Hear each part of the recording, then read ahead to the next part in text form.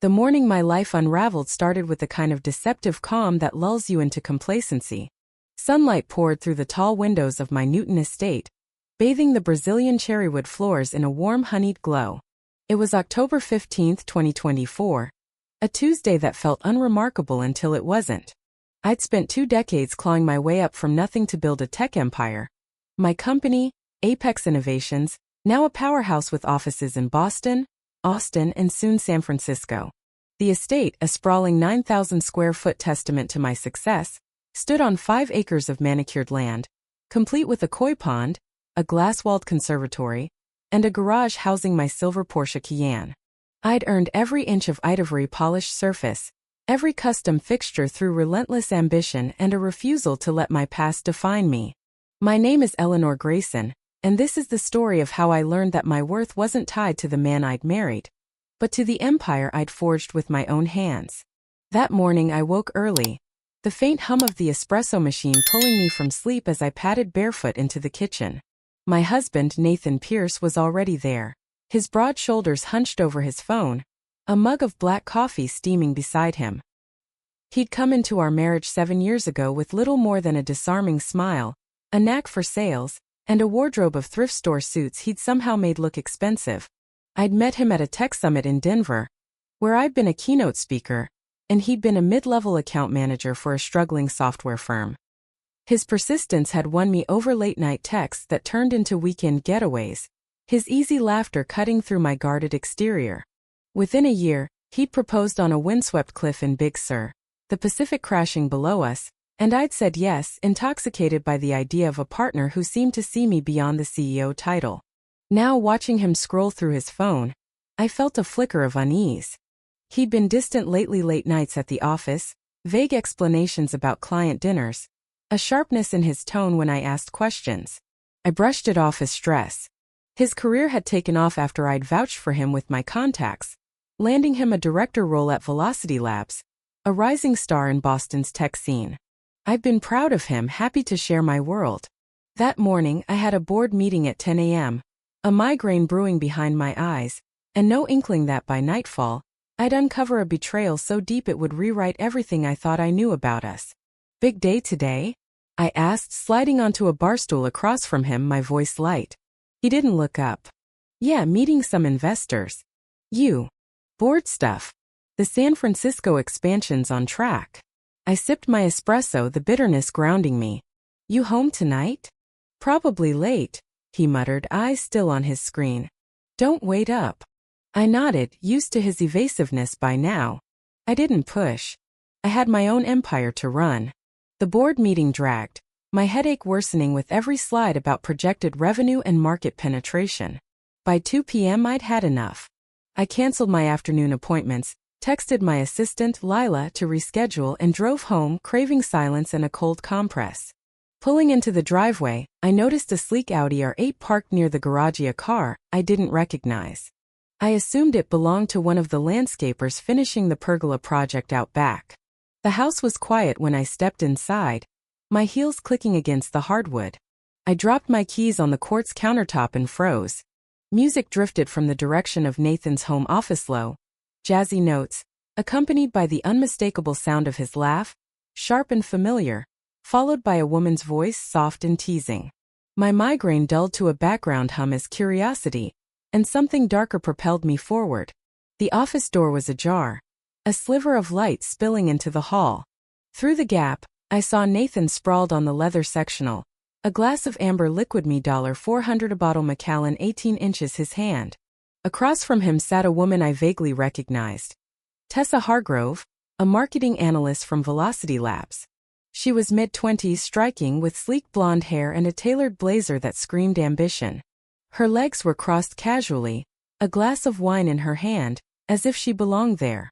I was about to step in to demand an explanation, when her words stopped me cold. This place is unreal, she said, gesturing at the room's built-in shelves and the view of the koi pond beyond the floor-to-ceiling windows. You really live like this? Nathan chuckled, that low, confident sound I'd once found irresistible. Don't get too attached. It's not mine, not really. It's all Eleanor's. Her money, her company, her everything. I just get to enjoy the perks. Tessa tilted her head, smirking. But you're her husband. Doesn't that make it yours too? Not according to the lawyers, he said, his tone turning bitter. She made me sign a prenuptiary post-nup after we got hitched. If we split, I walk away with pocket change. She's got it all locked down. That's brutal, Tessa murmured, sliding closer to him. You deserve better. It's fine, Nathan replied, his voice dropping to a conspiratorial whisper. She's a big fish in her little pond, but outside Apex? She's nobody. No old money name, no elite connections, just a workaholic with a fat bank account and no clue what's coming. This marriage. It's a means to an end. A stepping stone. My breath caught, a sharp pain lancing through my chest, not from the migraine, but from the raw, calculated cruelty of his words. A nobody. A stepping stone. I'd built Apex from a one-room office in Somerville, bootstrapped it through sleepless nights and maxed out credit cards, turned it into a $300 million enterprise. And he'd reduced me to a punchline. Tessa laughed softly. You're bad, Nathan. So what's the endgame? He leaned toward her, their shoulders brushing. Let's just say I've got plans. She's too busy running her empire to notice what's right under her nose. By the time she does, I'll be set. I stumbled back, my elbow catching the edge of a console table. A crystal decanter, ironic, given the whiskey in his hand, toppled and shattered on the floor, the crash echoing like a gunshot. The office door swung open and Nathan stood there, his face a rapid slideshow of emotions. Shock, guilt, then a forced calm. Ellie, he said, stepping into the hall, blocking Tessa from view. You're home early. You okay? Tessa appeared behind him, smoothing her blazer, her expression a mix of embarrassment and defiance. I ignored her, locking eyes with Nathan. Get her out of my house, I said, my voice steady despite the storm raging inside me. Ellie, this isn't, he started, reaching for me. Stop. I jerked away. I heard you, Nathan. Every word. Nobody. Stepping stone. Get her out. Now. Tessa grabbed her bag and slipped past us, mumbling, I'll go. She paused at the door, then added with a smirk. Nice whiskey, by the way. You should try the 25-year next time. The audacity almost made me laugh. Almost. After she left, Nathan launched into a frantic defense. It's not what you think. I was venting, exaggerating. She showed up uninvited, some work thing. I didn't mean any of it. Out by morning, I said, turning toward the stairs. My lawyers will handle the rest. Ellie, please, he called after me, his voice cracking. We can fix this. I didn't look back. In our bedroom, I locked the door and sank onto the edge of the bed, staring at the sunset bleeding across the sky. The tears came then, not for Nathan, but for the illusion I'd clung to. How had I, a woman who'd outmaneuvered competitors and negotiated multimillion-dollar deals, missed this? I wasn't grieving a love lost. I was grieving my own blindness. Sleep came fitfully, fractured by the sound of the shower running at dawn. For a moment I forgot, reaching for his side of the bed empty. Then it hit me. He hadn't left. I pulled on a robe, steeling myself as he emerged from the bathroom, towel around his waist, hair damp, a cautious smile on his face. Morning, he said, testing the waters. I made coffee. I stared, incredulous. I told you to leave. I know you're upset, he said, his tone infuriatingly reasonable. But we need to talk. 15 minutes, that's all I'm asking. His confidence piqued my curiosity.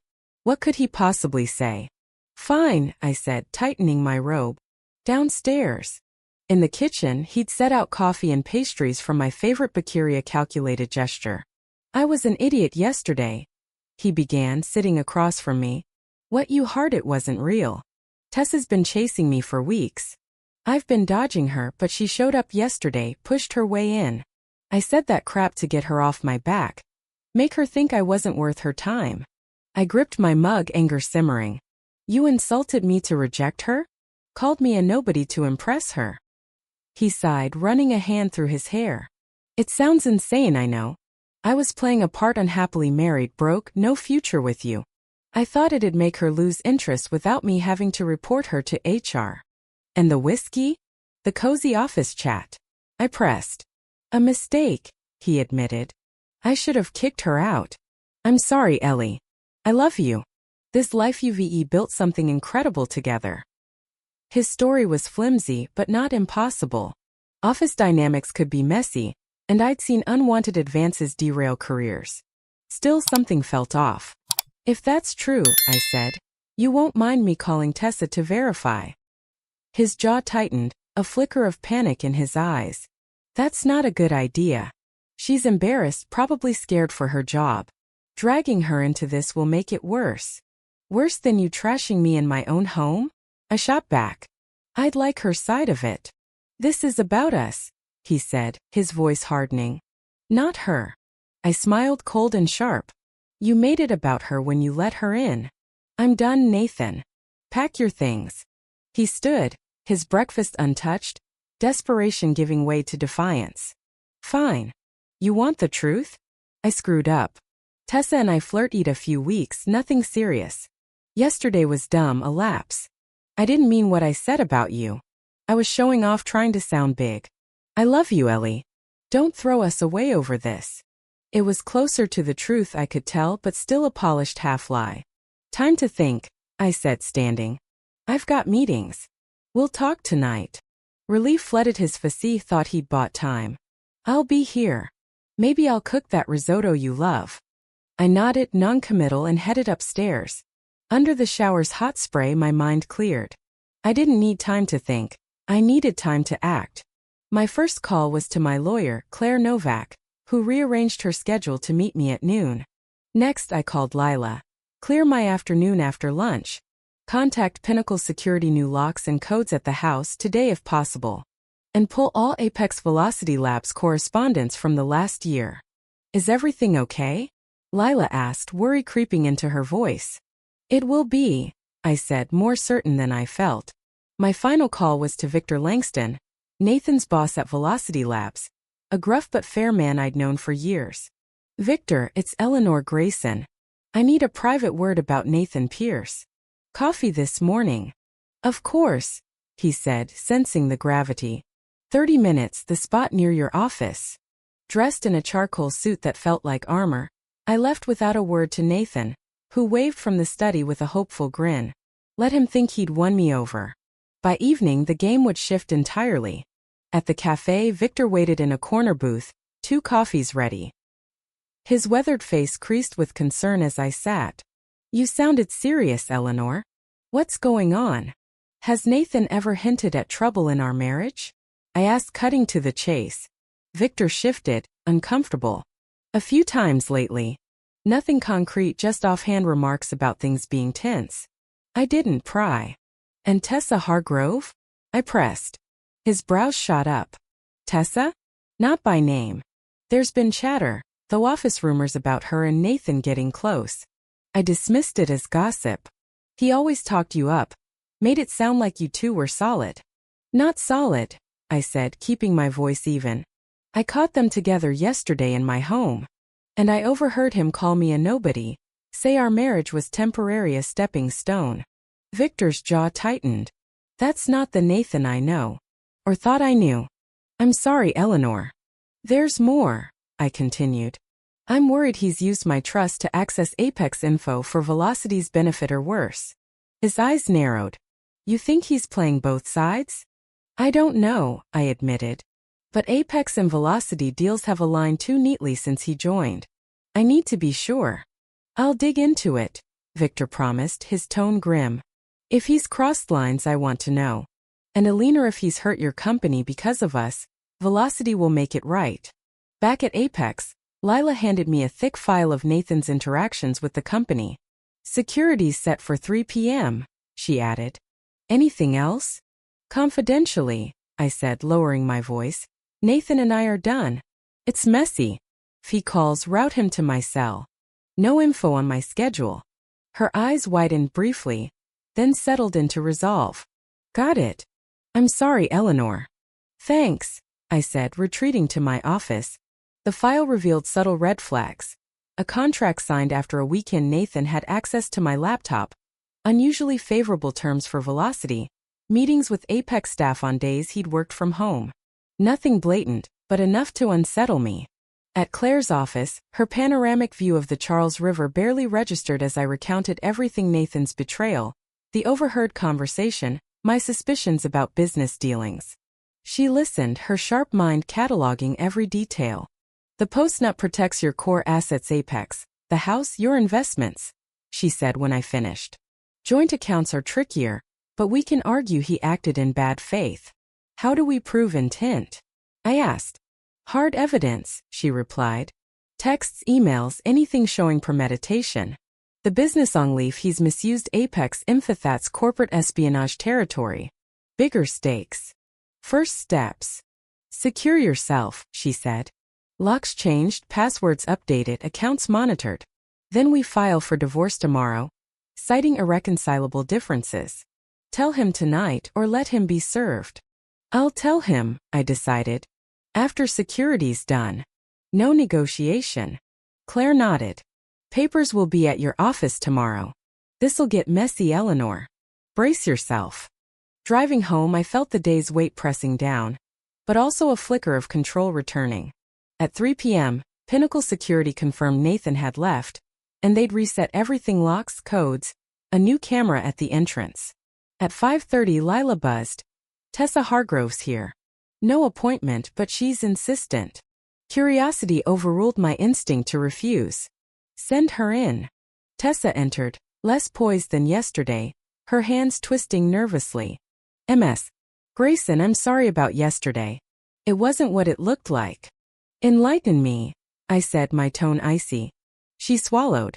Nathan said you were separated, divorcing soon. He's been saying it for months, since June. Made it sound like you were just waiting out the paperwork. How long? I asked. For months, she confessed. It started at a company event. He was charming, convincing. Said you lived separate lives, hadn't shared a bed in ages. And yesterday? He invited me over, said you were out of town. Showed me the house, claimed you were selling it in the split. I didn't know you'd be there. The nobody comment? The stepping stone. She flinched. That surprised me. He'd always talked you up before, respectful, proud. Yesterday he was different. Angry maybe. Like he was justifying something. Why tell me now? I got fired, she said bluntly. HR called me into their relationship policy violation. Nathan didn't even show up, didn't defend me. Left me to twist. Her motive clicked, not remorse but revenge. Anything else? At least 2 women before me at Velocity junior staff who left suddenly. Rumors about messages on company servers. He's got a pattern. Useful if true. Proof. Not hard proof, she admitted. But Kira and HR might know more. She's tight with one of them. She slid her phone across my desk, showing texts from Nathan. One from August read. Ellie's obsessed with San Francisco. Doesn't see what's right in front of her. Perfect setup, her cash, my moves. Another. She thinks she's untouchable. I've got plans she'll never see coming. My pulse quickened. This wasn't just infidelity, it hinted at something bigger. Why not go to the police? I don't want to be tangled up in it, she said, retrieving her phone. But you should know who he is. I want a clean reference, something to get me back on my feet. And I want him to pay. Send me those texts, I said. I'll consider the reference if this checks out. She nodded and left. Alone, I watched the security app as Nathan tried the new locks. Frustration etched on his face. He called. I let it go to voicemail. Why'd you change the locks? This is ridiculous, Ellie.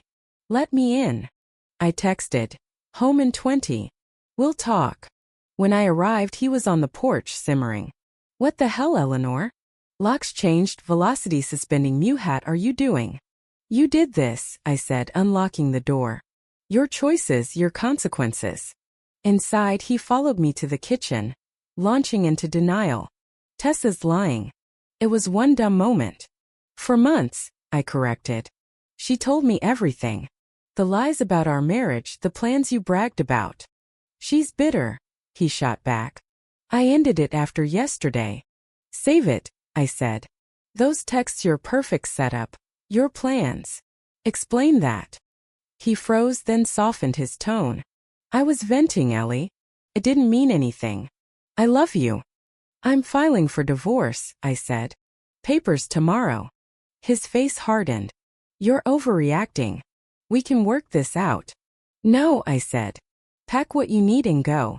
You can't just toss me out, he snapped. This is my home too. My home, I corrected. My money, my name on the deed, my postnup. You're a guest who's worn out his welcome. He glared, then stormed upstairs. My phone buzzed. Claire. Security's outside if you need them. I texted back. Under control. Nathan left with a suitcase, his parting shot icy. This isn't over, Eleanor. You'll regret this. The house felt hollow after he'd gone, but I wasn't broken. I was furious, determined. Tessa's email arrived, texts, contacts, a goldmine of evidence. The next morning, dressed in emerald green, I met Claire to sign the divorce papers, then called Victor with Tessa's intel. We've found more, he said. Nathan sold Apex expansion details to Pinnacle Tech. The FBI's involved now. The weeks that followed were a whirlwind: FBI interviews, media scrutiny, Apex audits. Nathan pleaded guilty to fraud and trade secret theft, facing 5 years. The divorce finalized, my assets secure. In my study, I found a note he'd hidden from our first meeting. Eleanor Grayson, so perfect mark. No ties, big payoff. Stung, but it freed me. Standing in my reclaimed home, I wasn't a nobody. I was Eleanor Grayson, survivor, builder, unstoppable. If you were the one in this story, how would you react? Would you stand up and fight back, or accept the unreasonable pressure and control from the HOA? Share your thoughts in the comments below. And don't forget to subscribe, like, and share this video with more people. Your small action gives us the motivation to keep bringing you more intense and engaging stories. Thanks for watching, and we'll see you in the next video.